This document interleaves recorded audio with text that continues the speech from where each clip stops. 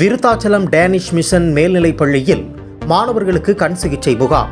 கடலூர் மாவட்டம் Virudhachalam Danish mission மேல்நிலைப் பள்ளியில் விருத்தாச்சலம் ரோட்டரி சங்கம் மற்றும் டாக்டர் அகர்வால் கண் மருத்துவமனை இணைந்து நடத்திய மாணவ மாணவிகளுக்கான இலவச கண் பரிசோதனை முகாம் நடைபெற்றது.